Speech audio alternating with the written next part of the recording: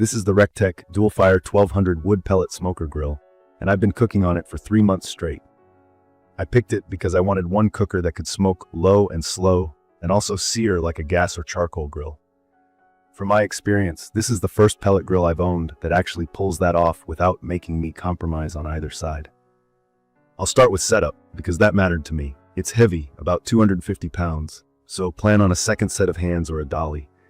Mine came without a printed manual, so I grabbed the PDF from Recteq's site, put it together in around an hour and a half, and then ran the required burn-in. I primed the fire pot with a handful of pellets, set both chambers to 400 degrees Fahrenheit. Let it run for an hour, and noticed it cooled itself down surprisingly fast when I shut it off. The casters are sturdy and roll well on my patio, so moving it around to clean under it hasn't been a hassle despite the weight. Key features that stood out to me are the dual chambers, the wide temperature range, the stainless build, and the smarts. One chamber is for indirect heat, smoking, roasting, baking, while the smaller chamber is for direct fire grilling and searing. The controller lets me run anywhere from about 180 degrees up to 700 Fahrenheit, and I've seen the direct side climb even higher when I'm doing back-to-back sears. The racks slide out, which sounds minor until you're trying to reach chicken wings in the back without juggling hot grates. The hopper is massive at 70 pounds, so I don't worry about running out of fuel on overnight cooks. The body is mostly stainless steel, and the thick grates and heavy lids hold heat well. It's Wi-Fi enabled, so I can tweak temps and watch probe readings from my phone. But if I don't want to use the app, I can do everything from the front panel. The way the two chambers change my cooking routine is the biggest win. I can put a pork butt on the big side at 225 degrees Fahrenheit and let it cruise, while the smaller chamber is ripping hot to knock out burgers for the kids or to sear veggies. It makes dinner feel like less of a juggling act. For steaks, I've done a simple reverse sear many times. Bring the steak up gently on the indirect side with a bit of smoke, then move it to the direct side for a quick crust. Because the hot side gets genuinely hot, the sear is legit.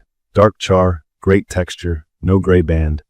Temperature control has been rock solid. A PID controller can make tiny adjustments to the auger and fan to keep temps steady, and this one does exactly that. On long smokes, my grate temps barely wander. On a windy 40 degrees Fahrenheit afternoon, I saw it dip a couple degrees when I opened the lid to spritz ribs, then it recovered quickly. If you're new to pellet grills, this is what set it and forget it actually feels like.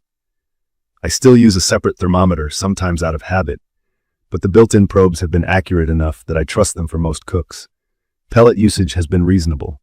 At 225 degrees Fahrenheit, I'm seeing roughly a pound to a pound and a half per hour, depending on weather. When I'm cranking the direct side hot for searing sessions, it uses more, which is expected. The hopper size means I rarely think about refilling. The one thing I wish it had is a pellet dump door to change flavors quickly. If I want to switch from oak to apple, I scoop pellets out with a cup. Not the end of the world, but a door would be faster. About the app, it's useful, but not perfect. I like setting temps from the couch, and the cook's log is handy.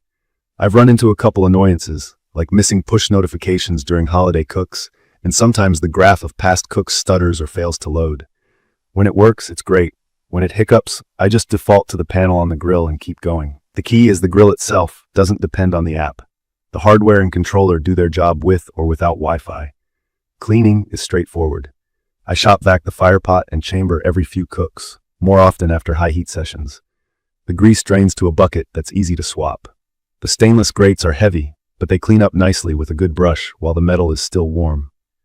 I line the drip tray with foil to make life easier, and that's cut my cleanup time a lot. After 3 months outside with a cover, the exterior still looks great. The bullhorn handles are solid, and the doors close with an assuring thunk. In my opinion, the build quality is what sets the tone for the whole experience. Everything feels overbuilt in a good way. The thermal mass and the precise controller mean steady temps even when the weather isn't cooperating. The direct fire chamber actually replaces a gas grill for me. I haven't turned on my propane grill once since getting this. And the big chamber does slow-smoked ribs, brisket, pork shoulder. No babysitting, consistent results. I did run into some small friction points. Besides the lack of a pellet dump, I wish the app had a couple quality-of-life touches like easier access to the current cook screen and a better shutdown countdown. Also, this cooker is big. Make sure you've got space and a sturdy spot on the patio. The weight is part of why it performs so well, but it also means you won't be lifting it upstairs without help. On the plus side, customer support was responsive the one time I called with a probe calibration question. They were quick and helpful, and that gave me confidence about long-term ownership. From my experience, the temperature range claims are real. I've baked cornbread and pizza in the big chamber around 400 degrees Fahrenheit with even browning, then bumped the direct side to high heat for a steak finish. Chicken thighs at 375 degrees Fahrenheit come out with crisp skin without drying out. I've run a 12-hour pork butt overnight and woke up to the same steady temp I went to bed with. That kind of consistency takes stress out of entertaining. It's perfect for anyone who wants one cooker that can handle weekday burgers and hot dogs, but also pull off a 15-hour brisket on the weekend. If you're a new griller, you'll appreciate how easy the controller makes it. If you're experienced, you'll appreciate how the dual chambers streamline timing and let you plate a full meal without shuffling food between different grills. I'd recommend this for folks who are ready to consolidate gear. The person with a pellet smoker and a separate gas grill who wants one machine that truly does both. It's also a smart pick if you cook in all seasons and need reliable temperature control in wind or cold. If you're app-centric and expect flawless software every time, you might bump into the same quirks I did, but they haven't stopped me from loving the hardware. In conclusion, the Recteq DualFire 1200 lives up to its promise of genuine two-zone cooking with real searing power and true low and slow control. The stainless build feels premium, the large hopper removes fuel anxiety, and the sliding racks and probe monitoring make everyday cooking smoother. The app could be sharper and a pellet dump door would be nice, but the core experience, steady temps, bold sears, long cooks without drama, is exactly what I wanted. If you're building out a backyard cooking setup and prefer one centerpiece that can do it all, this has earned its spot on my patio. If you found this video helpful, hit subscribe and drop your questions or your own experiences in the comments. Thank you for watching.